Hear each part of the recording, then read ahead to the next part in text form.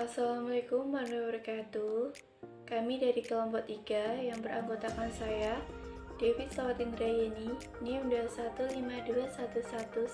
215211207, kemudian Muhammad Ajam Albiu, NIM 215211191, dan Yaul Aulia, NIM 215211211. Kami membuat video ini untuk menit tugas dari Pak Zulfar Ar-Roman, pengantar manajemen, mengenai materi pengorganisasian.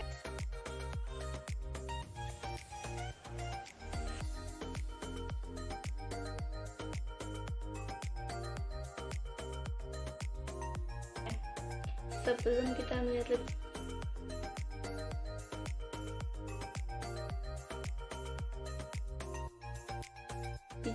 pengorganisasian menurut beberapa ahli seperti J. William Scudder tahun 1949 mengatakan, organisasi adalah penggabungan beberapa orang-orang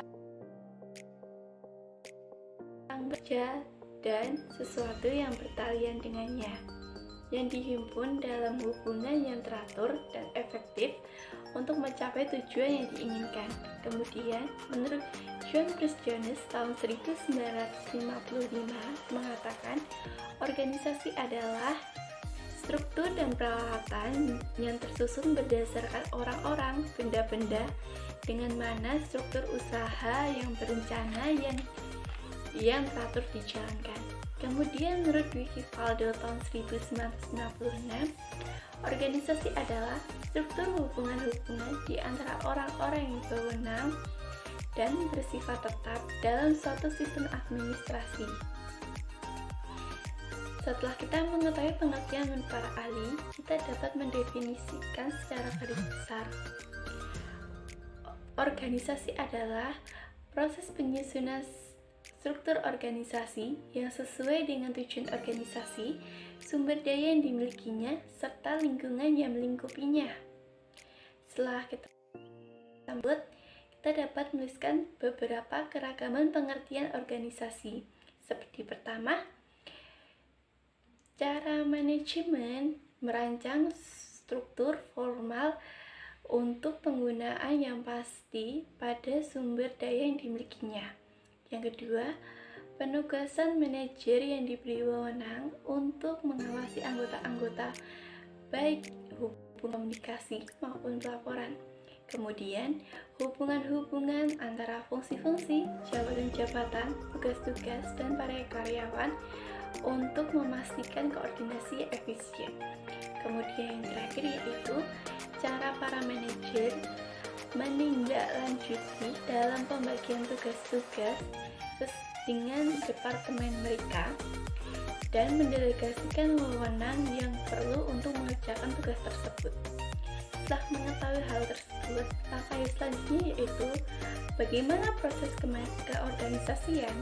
Prosesnya ada 5. Pertama, selection, yaitu merinci pekerjaan. Yang kedua, division of work, pembagian pekerjaan. Yang ketiga, departmentalization, yaitu mengelompokkan pekerjaan. Kemudian hierarki, menentukan hubungan antar bagian. Dan yang terakhir yaitu coordination, yaitu mengintegrasi semua aktivitas. Setelah kita mengetahui prosesnya, maka langkah selanjutnya yaitu mengenai fungsi organisasi itu sendiri. Apa itu fungsinya? Ada berapa fungsinya? Fungsi organisasi ada 4, yaitu yang pertama, appropriateness, yaitu organisasi dapat mempermudah dalam mencapai keberhasilan. Kemudian yang kedua, adequacy, yaitu organisasi harus mempermudah dalam memecahkan masalah. Dan yang ketiga yaitu effectiveness, yaitu organisasi harus mewadahi proses manajer dan proses usaha untuk pencapaian keberhasilan serta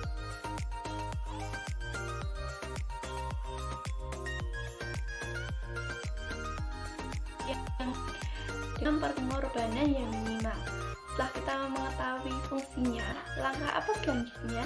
Langkah selanjutnya yaitu prinsip-prinsip organisasi itu sendiri, yaitu ada 4 macam. Yang pertama, masing-masing unit mempunyai kesadaran tinggi untuk sanggup menerima tujuan yang ditetapkan, serta kegiatan diarahkan pada tujuan bersama. Yang kedua yaitu pembagian organisasi ke dalam unit-unit secara lengkap, sehingga tidak ada satu unit pun yang mempunyai tugas sama.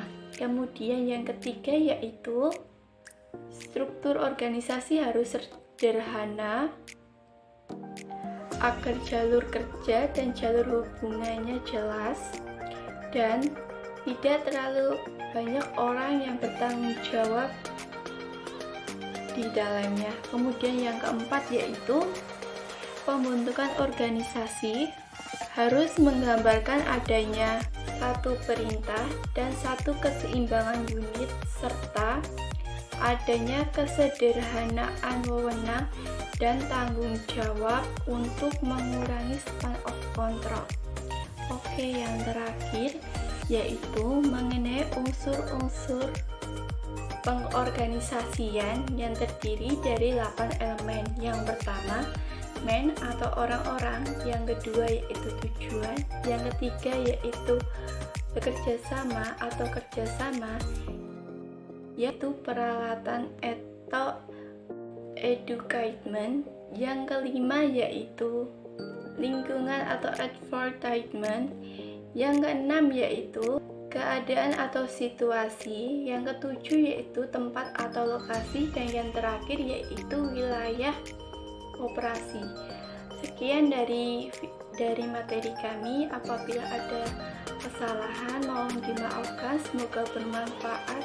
Terima kasih. Wassalamualaikum warahmatullahi wabarakatuh.